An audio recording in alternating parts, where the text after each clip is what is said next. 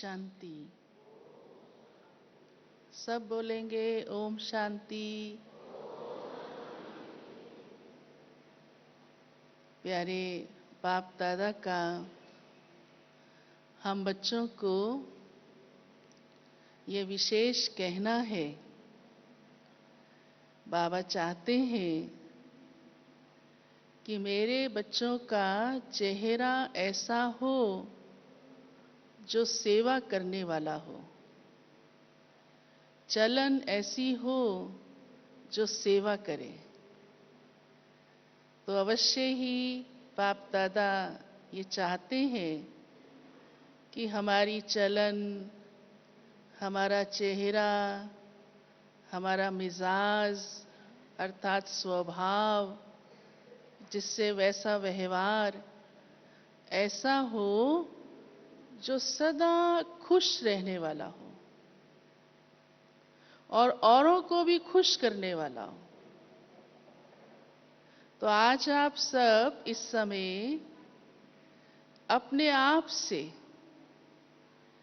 अंदर झांक कर देखना, सोचना कि सचमुच मैं आत्मा ऐसे खुशनुमा स्वभाव वाली हूँ और मेरे व्यवहार से, मेरे कर्म से अर्थात चाल चलन से अन्यों को भी खुशी अनुभव हो। ये बहुत आवश्यक है, क्योंकि ब्राह्मण जीवन सर्व प्राप्तियों का जीवन है और जहां प्राप्ति है, नेचुरल वहां खुशी है। खुशी के लिए ही मनुष्य कुछ ना कुछ प्राप्त करना चाहता है। संसार में भी आप देखो कितनी मेहनत करते हैं थोड़ी सी खुशी को पाने के लिए, करते हैं ना। और आप सब जानते हैं कि खुशी की तो वैल्यू भी बहुत अपरंपार है। इसलिए कहते हैं खुशी सबसे बड़ा खजाना है। सब जानते हैं ये बात, हाँ? सबसे बड़ी खुराक है, सबसे बड़ी शक्ति है। अब आप सोचिए, जो सबसे बड़ा खजाना हो और वो मिल रहा हो, हमारे पास भी हो और हम उसे बीच बीच में खो दें, ये कैसा लगता है? जिसको हम कह रहे हैं सबसे बड़ा खजाना है। छोटा खजाना भी मनुष्य खोना नहीं चाहता। खोना चाहता है? आपका इस समय यहाँ कोई का पर्स रह जाए, मोबाइल रह जाए, यहाँ तक कि पेन भी रह जाए, यहाँ तक कि बाहर बड़ी पड़ी चप्पल भी रह जाए, तो थोड़ी बेचैनी हो जाती है, हाँ? कहाँ गई, कहाँ गई, कहाँ गई, धूम मचा देंगे, है ना, अनाउंसमेंट भी हो जाएगी। लेकिन खुशी चली जाए, थोड़ी भी चली जाए, अच्छी बात है, हाँ? अच्छी बात है, बोलो हाँ या ना। जब बाप दादा हमसे पूछते हैं कि खुश हो, तो हम बड़ी खुशी से कहते हैं जी बाबा, और साथ साथ थोड़ा सा दबी दबी आवाज में ये भी कह देते हैं कभी कभी थोड़ा बस। क्योंकि बाप दादा को ये अच्छा नहीं लगेगा तो हम कहेंगे भी कैसे? नहीं कहेंगे ना, हाँ? लेकिन अंदर अंदर कह रहे होते हैं कभी कभी थोड़ी खुशी कम हो जाती है, तो वो अच्छी लगेगी? सोचो जरा, इस हिसाब से सोचिए, क्या ये बात ठीक लगती है माताएं? नहीं लगती। थोड़ा कभी रोना आ भी गया तो हर्जा क्या है? हर्जा नहीं। ऐसे थोड़ा कभी पर्स खो भी गया तो हर्जा क्या है? नहीं अच्छा लगता ना। देखो, तो जब थोड़ी सी कोई वस्तु चली जाए, हाँ, कोई मान शान चला जाए, कोई संबंध में कुछ हो जाए, कहीं कुछ नुकसान हो जाए, तो कितना मनुष्य को खराब लगता है।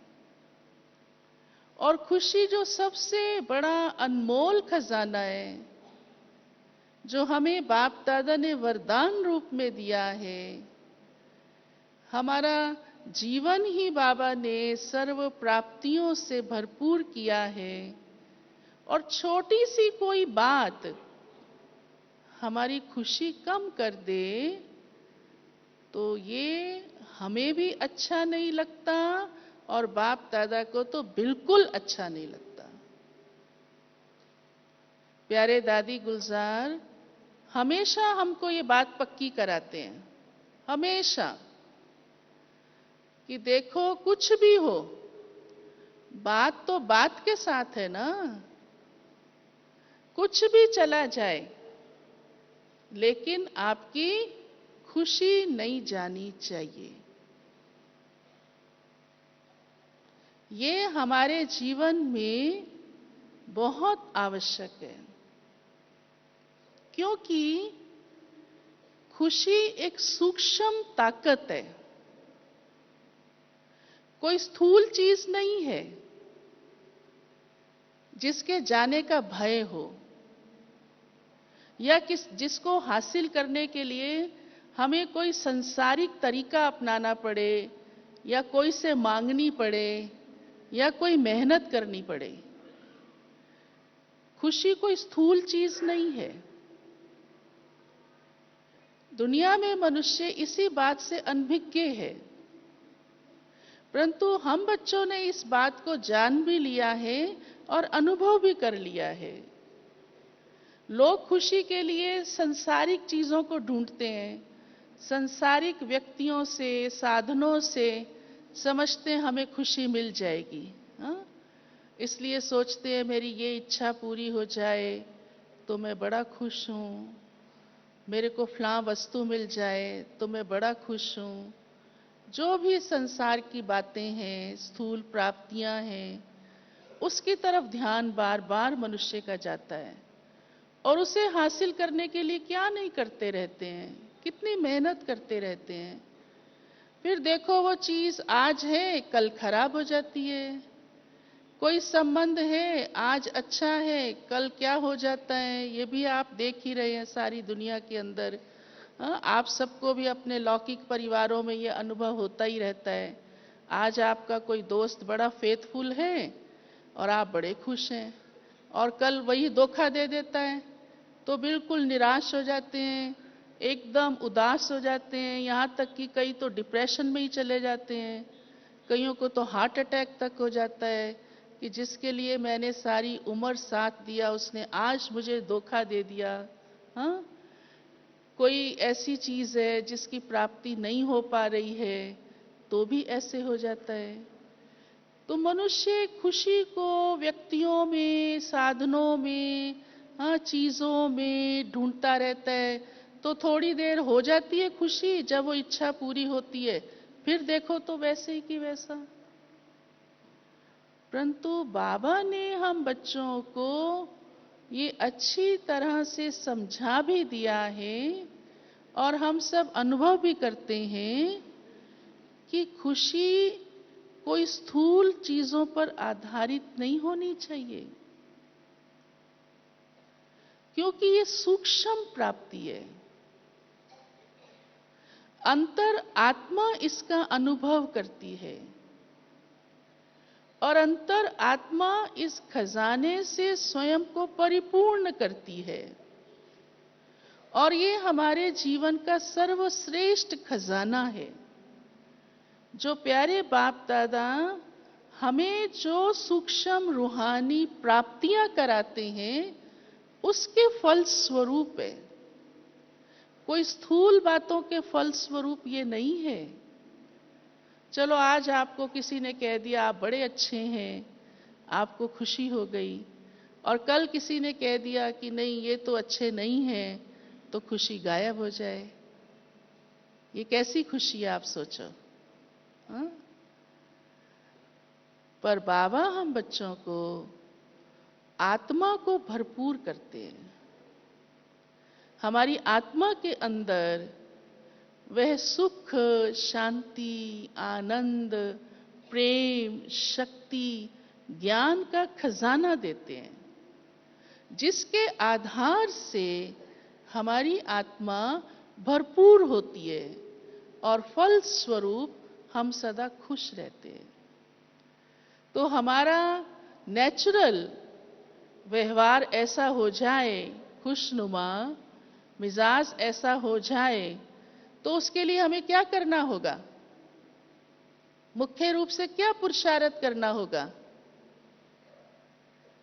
आप में से किसको अभी ये बात क्लियर हो रही है, टच हो रहा है? क्या करना होगा?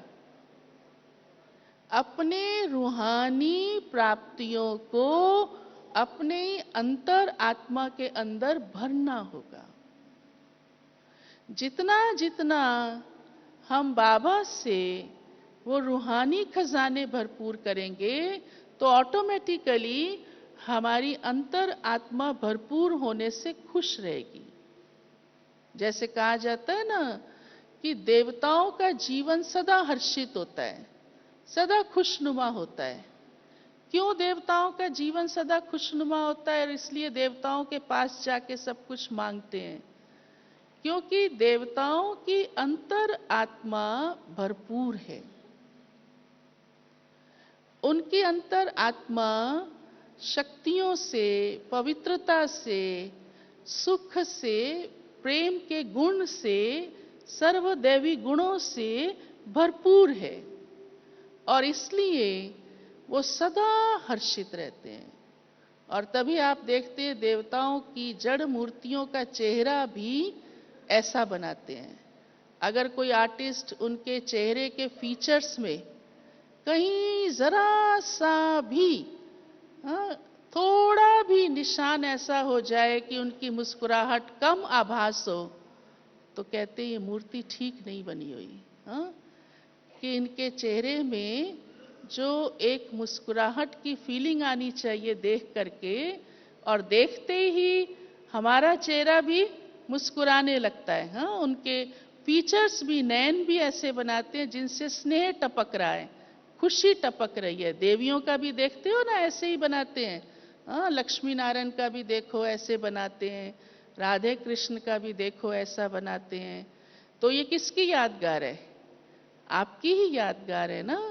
तो देवताई जीवन में जो ये फीचर्स हमको मिलेंगे, तो वो हम इस समय ही अपनी अंतरात्मा के अंदर वो सब क्वालिटीज भर रहे हैं, तो हमारे वो संस्कार खुश रहने के बनते जाएंगे, बनते जाएंगे।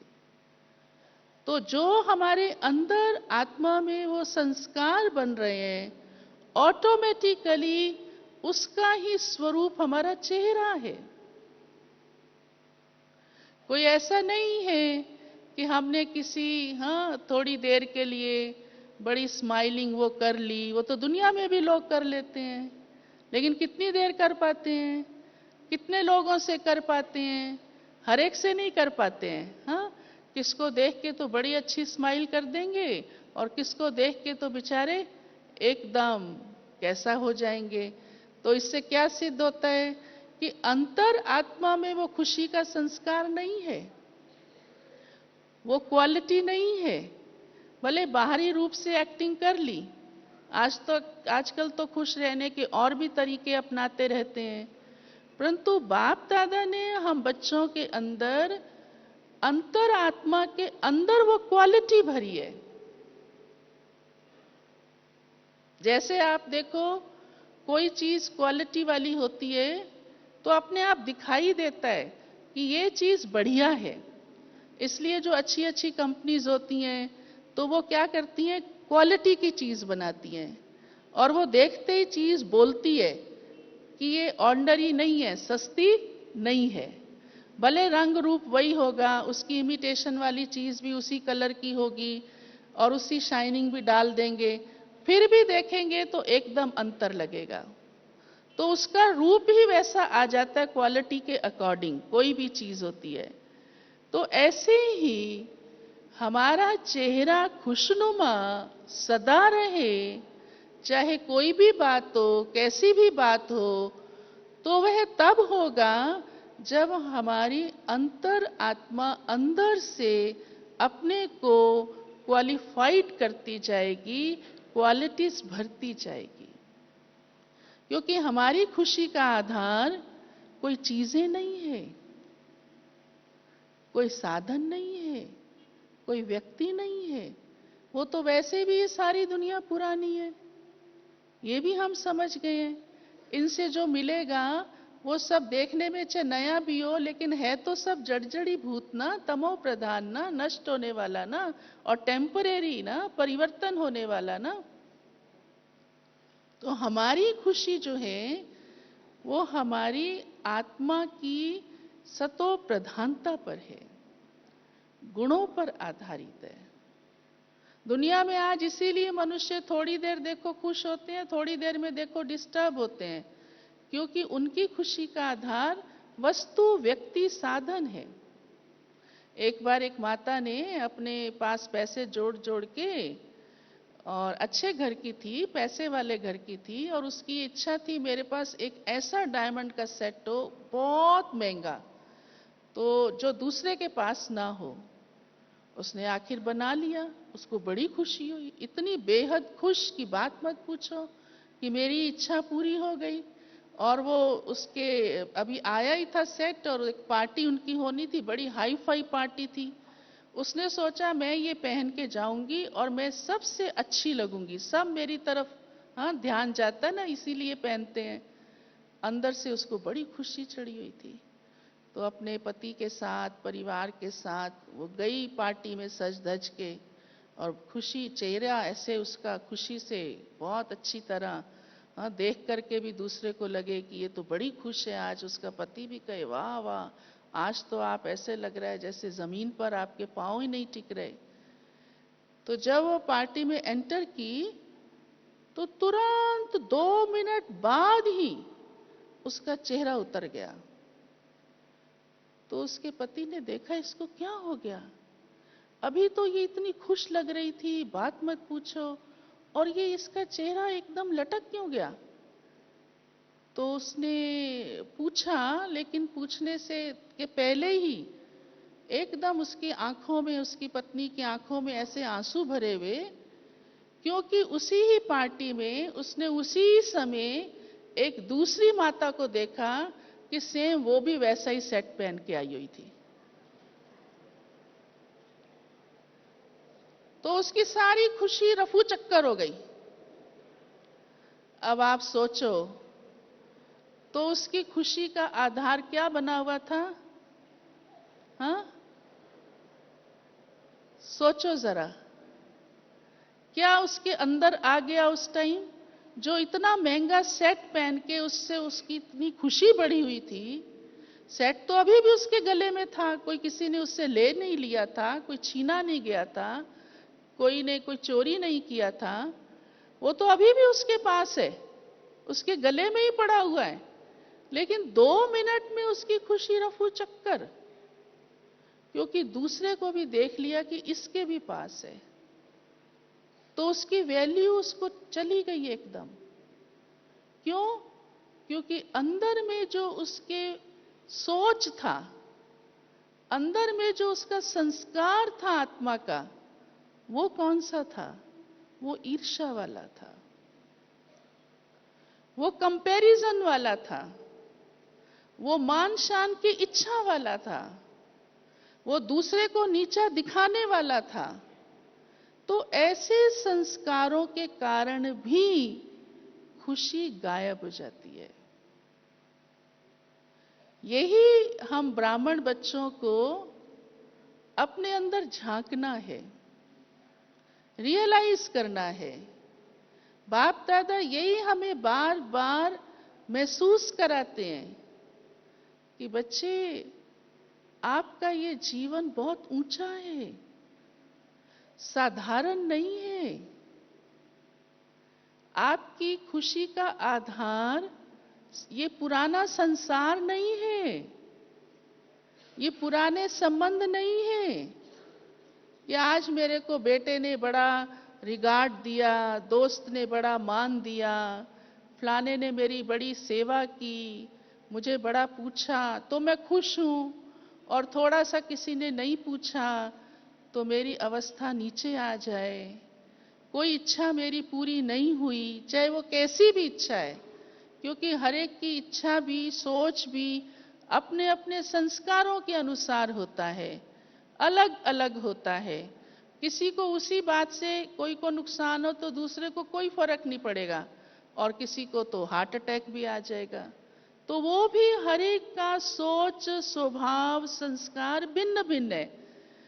बाप दादा हम बच्चों को यही बात समझाते हैं कि ये जो पुरानी दुनिया की बातें हैं, पुरानी दुनिया की चीजें हैं, पुराने स्वभाव संस्कार हैं, ये पुराने संबंध हैं, ये खुशी लाने वाले नहीं हैं, और इनका इफेक्ट कभी भी हमारी खुशी छीन लेता है। जिसको बाबा कहते हैं ना, माया खुशी ले ना जाए। हाँ, ये ध्यान रखना, माया चोरनी बनके गड़बड़ ना कर जाए, ये ध्यान रखना। तो वो वही कोई ना कोई ऐसा संस्कार या इच्छा हमारी खुशी को कम कर देता है। तो प्यारे बाप दादा हम बच्चों को कहते हैं, बच्चे, कि अपने अंदर से अपनी आत्मा को ऐसा शक्तिशाली बनाओ और प्राप्तियों से भरपूर करो। जब हम अंदर से स्वयं रूहानी प्राप्तियों से, खजानों से भरपूर होंगे, तो हमें संसारिक कोई भी बातें हिला नहीं सकती हैं। फिर कोई भी इच्छाएं हमें अपनी तरफ खींच नहीं सकती हैं, डगमगा नहीं सकती हैं। तो खुशी सदा कायम रहेगी। हमारा स्लोगन भी है, बाप दादा कहते हैं, जो संतुष्ट आत्मा है वो सदा, हाँ बोलिए, सबको याद होगा, याद नहीं है? प्रसन्न कौन रह सकता है? जो सदा संतुष्ट है। संतुष्टता से ही प्रसन्नता है। अगर संतुष्टता में कमी होगी तो प्रसन्नता में भी कमी होगी, और प्रसन्नता में कमी होगी तो चेहरा कैसा लगता है?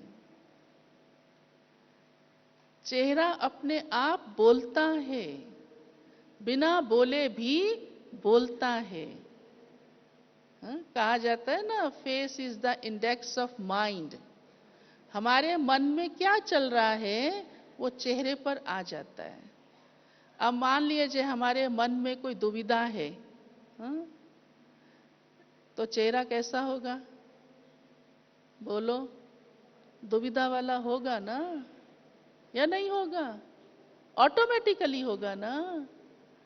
अगर हमारे मन में कोई नेगेटिविटी है, कोई भी आपका उल्टा संकल्प चल पड़ता है, तो चेहरे पर कैसा होगा? चेहरा खुशनुमा होगा? हो सकता है, जरूर है। वो नेगेटिव सोच चेहरे पर आता है, और यहां भी माथे पे भी लाइनें बन जाती है, हाँ, अपने आप बन जाती है। तो आवश्यक है कि हम अपनी मनोस्थिति को चेक करें कि कभी भी मेरा मन दुविधा में ना आए, हलचल में ना आए, किसी भी प्रकार की नेगेटिविटी में ना आए। और इसलिए मैं तो ये कहूंगी कि खुशी का सबसे जो वास्तविक स्थान है, जैसे आप अन्य खजाने संभाल के रखते हो ना, हाँ, स्थूल खजाने रखते हैं ना आप, जो बहुत महंगी चीज होगी उसको कहाँ रखोगे? लॉकर में जाके रखोगे, हाँ, चोर भी लेके ना जाए। यहाँ भी अगर रखोगे तो ऐसी जगह पे संभाल के रखोगे जहाँ से कोई मेरे बिना पूछे ले ना पाए, संभाल के रखते हो ना। तो खुशी का भी जो प्रॉपर स्थान है वो हमारा अंतर मन है। तो जैसे ही मन में कुछ गड़बड़ होती है ना, बस खुशी हमारी कम हो जाती है। वो लॉकर खुलता है ना जैसे ही, हाँ, माया उसको ले जाती है। ये बहुत आवश्यक है। कहते हैं एक बार देवताओं के लिए, कहते हैं ना, खुशी उनके पास सदा रहती थी। हाँ, खुशी सबसे बड़ा अनमोल खजाना देवताओं के पास ही रहता था। तो देवताएं आपस में बैठे थे तो उन्होंने ये फाइनल किया कि ये सबसे वैल्यूएबल है और इसलिए इसको ऐसी जगह देनी चाहिए जो कोई भी ले ना सके इसको। तो बड़ा आपस में विचार किया कि वो कौन सी जगह होनी चाहिए जहां से कोई भी इसको ले ना सके और हमारे पास कायम रहे। तो कोई ने कुछ विचार दिया, कोई ने कुछ विचार दिया। हाँ, कोई ने कहा सागर के बिल्कुल नीचे नीचे नीचे, का वहां भी मनुष्य पहुंच सकता है, कोई भी पहुंच सकता है। का हिमालय की बिल्कुल चोटी पे, का वहां भी पहुंच सकता है। कहाँ इसको रखा जाए? तो यही फाइनल हुआ कि इसको ऐसी जगह रखा जाए जहां कोई झांक भी ना सके, और वो सबसे प्राइवेट जगह है मनुष्य आत्मा का मन, अंतर आत्मा के अंदर। हाँ, मन आत्मा की शक्ति है ना, मन आत्मा का सबसे पहला, हाँ, सूक्ष्म और ऐसी शक्ति काम करने वाली है। क्योंकि मनुष्य आज इतना भूला हुआ हो गया है और इतना बॉडी कॉन्शियसनेस में आ गया है कि वो हमेशा बाहर की तरफ देखता है, अंदर की तरफ कभी नहीं देखता। हर समय उसकी आंखें, हाँ, ये मकान कैसा है, ये दुकान कैसी है, ये वस्तु कैसी है, ये गहना कैसा है, ये कार कैसी है, ये चीजें कैसी हैं, ये व्यक्ति कैसा है, इसने पहना क्या है, ये खाता क्या है। हमेशा उसका ध्यान बाहर की तरफ रहता है, हमेशा। और इसलिए या तो दूसरों की तरफ या अपने शरीर की तरफ रहता है।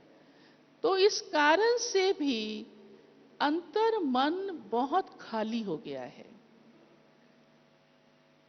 तो प्यारे शिव बाबा हम बच्चों को ये राज आकर खोल देते हैं, ये सच्चाई बता देते हैं कि बच्चे, ये जो खुशी का खजाना है ना, वो आप अपने अंदर कायम रखो, बाहर नहीं ढूंढो। पहले तो ये पता ही नहीं थी बात। जैसे दुनिया वाले बाहर ढूंढ रहे हैं तो सब बाहर ढूंढ रहे थे। आप भी क्या करते होंगे, चाहे आपको ज्ञान में आए, चलो 2 साल हुए हो, 20 साल भी हुए हो, जितना भी समय हुआ, उससे पहले बाहर ही देखते थे ना। पर बाबा ने हम बच्चों को ये सच्चाई बता दी, बच्चे, ये खजाना आपको अपने अंतर मन में रखना है, बाहर नहीं, किसी वस्तुओं संबंधों में नहीं। और ये खजाना असीम है, थोड़ा सा नहीं है। उस थोड़े से में ही, जैसे डायमंड की कॉस्ट लाखों लाखों होती है, लेकिन वो फिर भी स्थूल है। पर हमारी खुशी जो है वो इतनी सूक्ष्म शक्ति, इतना सूक्ष्म कीमती खजाना है जिसकी कीमत भी नहीं आंकी जा सकती। कि अगर कोई मनुष्य बेचने भी लगे और दूसरा कोई कहे कि मुझे करोड़ों में आपको देता हूं और खुशी अपनी मुझे दे दो, क्या ऐसा संभव है? ऐसा संभव है? नहीं है। फिर तो जिसके पास करोड़ होंगे वो खुश दिखता और जिसके पास नहीं है वो नहीं दिखता। पर हम तो बाबा के बच्चे, बोलो, कितने खुशनुमा दिखते हैं, कितने खुशनुमा दिखते हैं। वो अरबपति, करोड़पति तो बेचारा देख रहे हो, हाँ, होते हुए भी उसकी चिंता में है, उसकी संभाल में है, उसके लिए दांव पेच उसको रखने पड़ते हैं क्या क्या सोच करना पड़ता है, क्या क्या तरीके अपनाने पड़ते हैं, चाहे लेने के लिए, चाहे संभालने के लिए, चाहे देने के लिए भी। बेचारे कितनी चिंता में आ जाते हैं। हाँ? और हम बाबा के बच्चे बेफिक्र बादशाह कि उसको कोई ले भी नहीं सकता। ऐसे ले सकता है आपकी खुशी कोई कोई ऐसे? कोई नहीं ले सकता। हाँ, आपके पास ही कायम रहेगी, कोई उसे छीन नहीं सकता है। तो बाबा ने हम बच्चों को संगम युग पर सबसे बड़ा ऐसा खजाना दिया है, मैं तो कहूंगी ऐसा सबसे बड़ा सुख दिया है, जिस सुख में सब सुख समाये हुए हैं, क्योंकि हम सदा खुश हैं। खुशी ऐसी अनमोल चीज है, चीज नहीं शक्ति है, मैं ये कहूंगी। हाँ, दुनिया वाले उसको चीज कहते हैं, परंतु ऐसी अनमोल शक्ति है, पावर है। हाँ, ऐसी अनमोल हमारे लिए खजाना है कि जिसे कोई भी हमारे से ले नहीं सकता। तो ये हमारे जीवन के अंदर सदा रहे, तो ये बहुत आवश्यक है सबसे पहले कि मैं आत्मा अपने को सदा संतुष्ट करूं।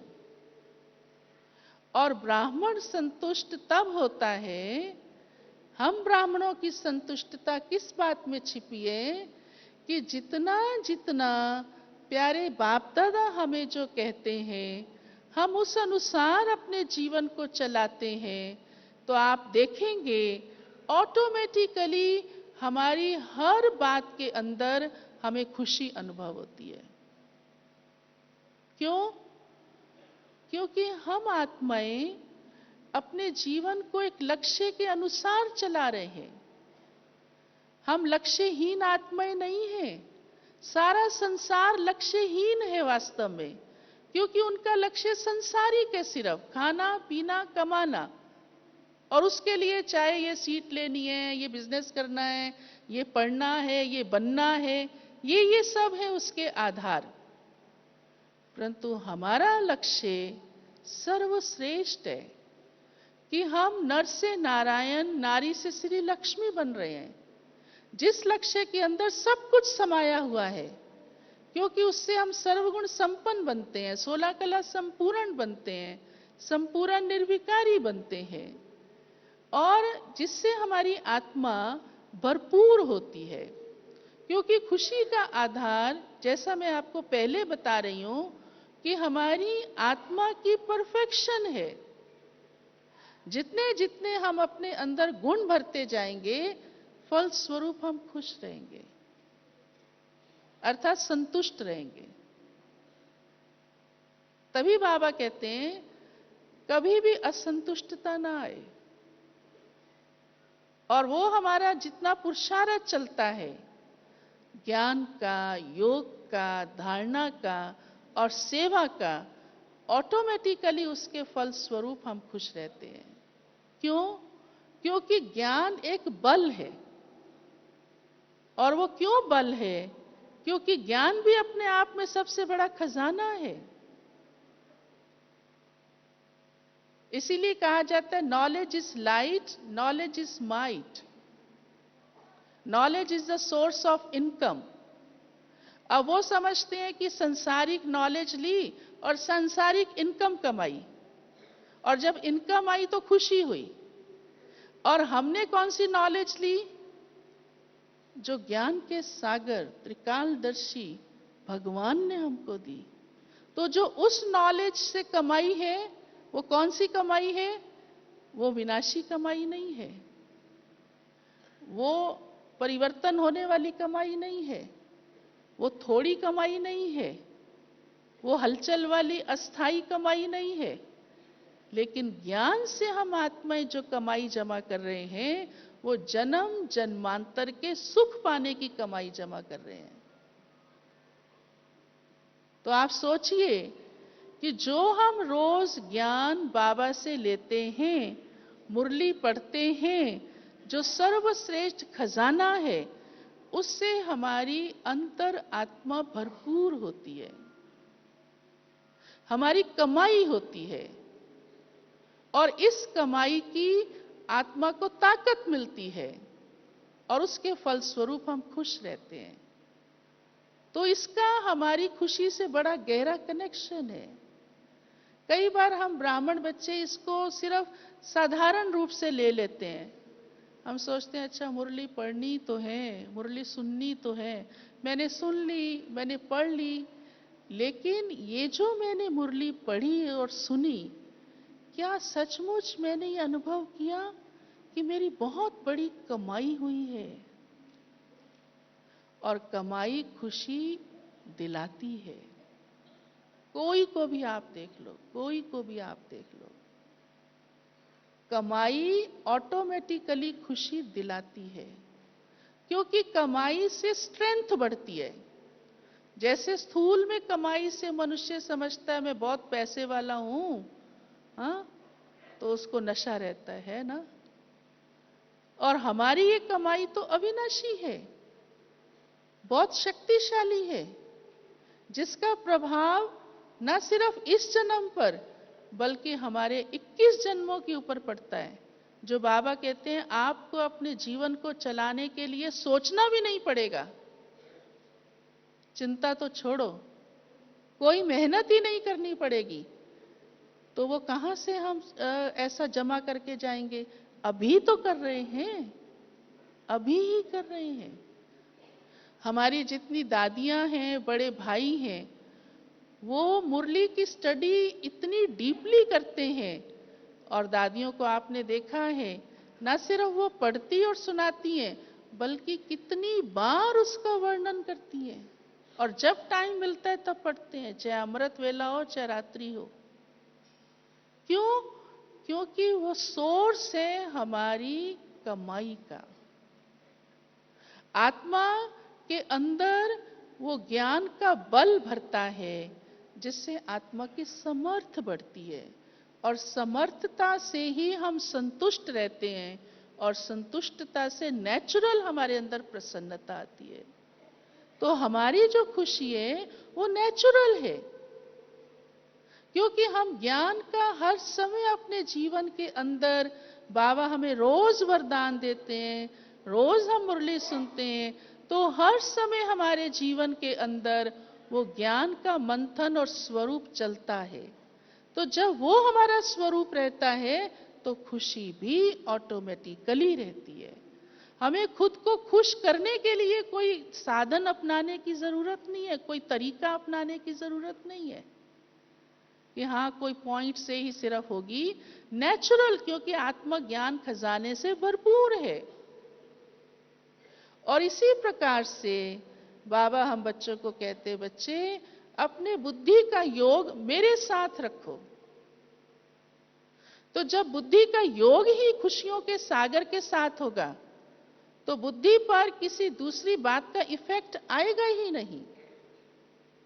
जब संसारिक कोई बातें होती हैं, आप लोग अक्सर कई बार देखा गया है कि अवस्था थोड़ी बहुत ऊपर नीचे होती है ना, तो भाई बहन सुनाते हैं, बहन जी ऐसे तो मैं बिल्कुल ठीक था, लेकिन इस बात ने मेरी सारी अवस्था खराब कर दी, मेरी खुशी चली गई। अब ऐसा क्यों हुआ? हाँ, ऐसा क्यों हुआ? या उदास हो गए, रोना आ गया, ऐसा क्यों हुआ? आपने सोचा कभी गहराई से, मुझे रोना क्यों आया, मेरी खुशी क्यों गई? हाँ, कई बार माताएं सुनाती हैं कितने कितने दिन तक उसका असर रहता है, खाना भी अच्छा नहीं लगता है।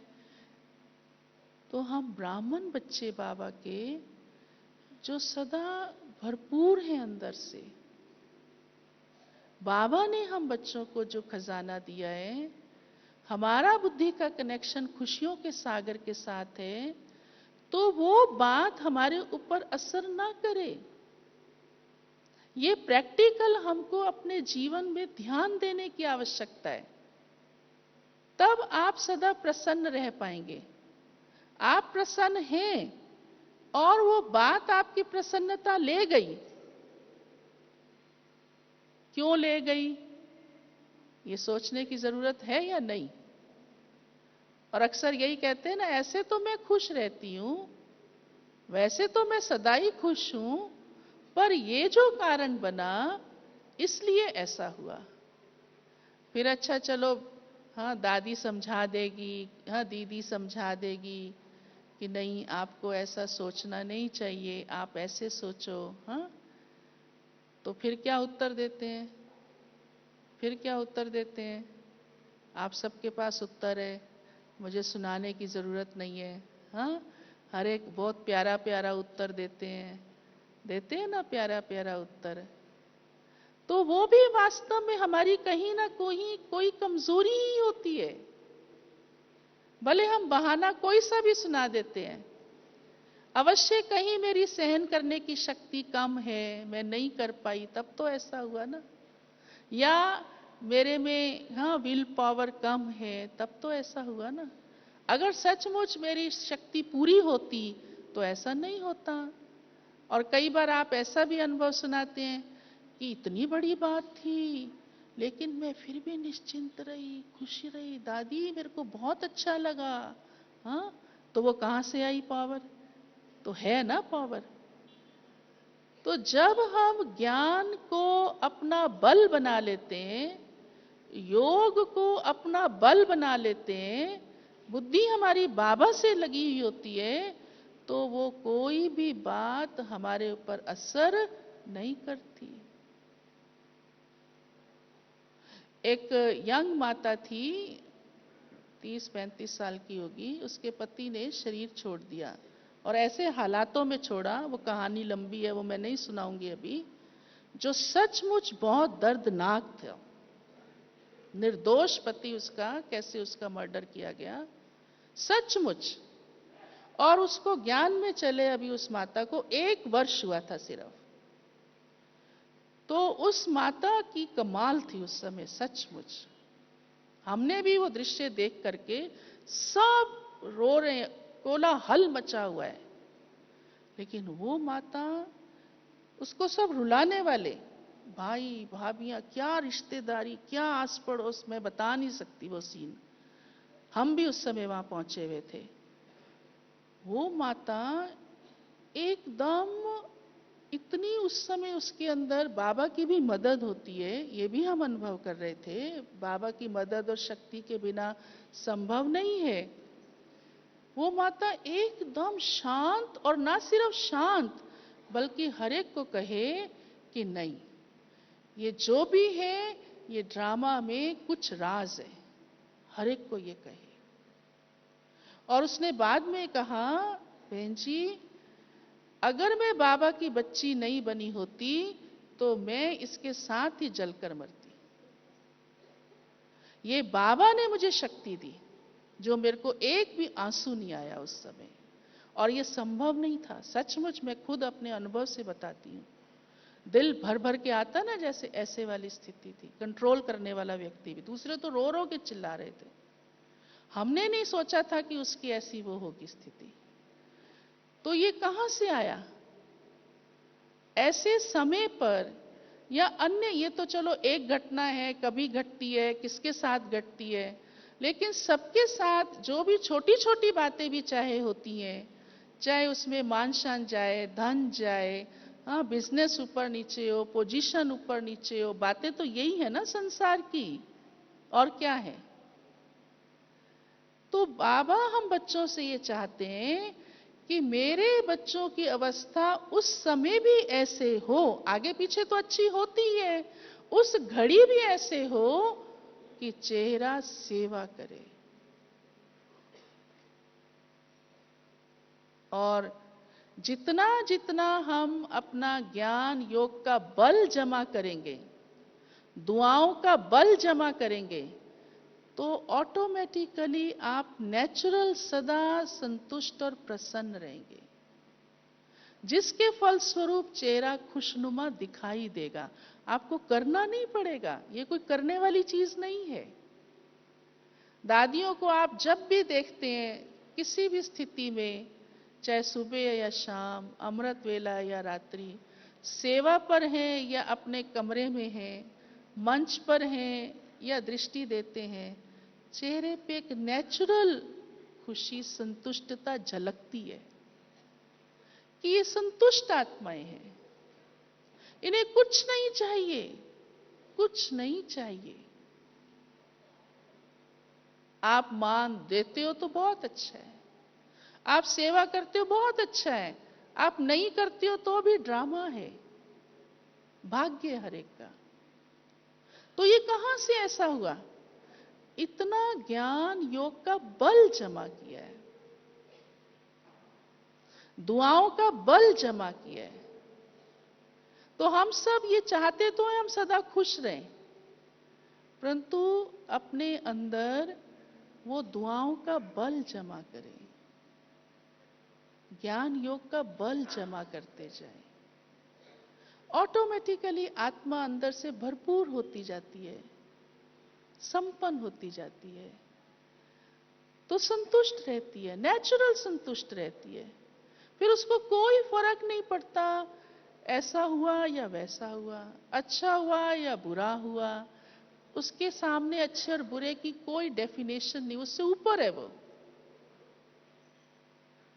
बिल्कुल ऊपर है। हाँ? तो ऐसे बाबा हम बच्चों को कि बच्चे मेरे सदा ऐसे चलन में रहें, हाँ, ऐसे मिजाज में रहें, बस खुश दिखाई दें। तो दुनिया वाले देख करके स्वतः ही उनकी अंतरात्मा बोलने लगे कि ये तो बड़े खुश लोग हैं, इनको जरूर कुछ मिला हुआ है, इनके पास ये सदा क्या ऐसी शक्ति है, खजाना है, कभी ये उदास नहीं दिखाई देते। इसलिए खुशी हमारी एक सबसे बड़ी ऐसी ताकत है जो हमारे भी भाग्य को बनाती है, अन्यों के भी भाग्य को बनाती है, और उन दुआओं से हमारे अन्य और पुण्य जमा होते हैं। इसमें बड़ा राज छिपा हुआ है। अगर आप संतुष्ट रहेंगे तो दूसरे कभी आपसे नाराज नहीं होंगे। आप संतुष्ट रहेंगे तो आप कभी किसी से नाराज नहीं होंगे। तो जो व्यक्ति कभी ना नाराज होता है ना नाराज करता है, तो वो सदा कैसा रहता है, कैसा रहेगा? सदा खुश रहेगा। आप कभी हलचल में नहीं आएंगे क्योंकि भरपूर है अंदर से। हाँ? जो भरपूर चीज होती है वो टिकी रहती है, अनुभव करते हो ना? हाँ? कोई भी चीज जो भरी हुई होती है वो टिकी रहती है, वो हिलती नहीं है। तो जब हम अपने को अंदर से रूहानी प्राप्तियों से भरपूर कर लेते हैं तो अवस्था हलचल में नहीं आती। ऐसे नहीं घड़ी में क्या, घड़ी में क्या, अभी खुश अभी नाराज, अभी उदास अभी निराश, ये हमारे जीवन से निकल जाना चाहिए।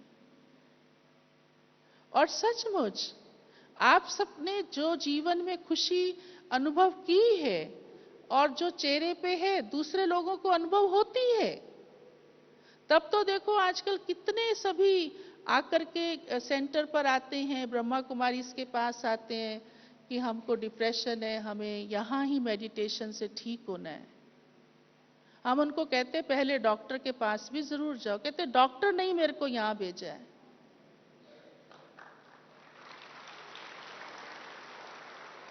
तो ये किस चीज का प्रमाण है? हम सबकी खुशी का ही है ना, खुशनुमा चेहरे का ही है ना,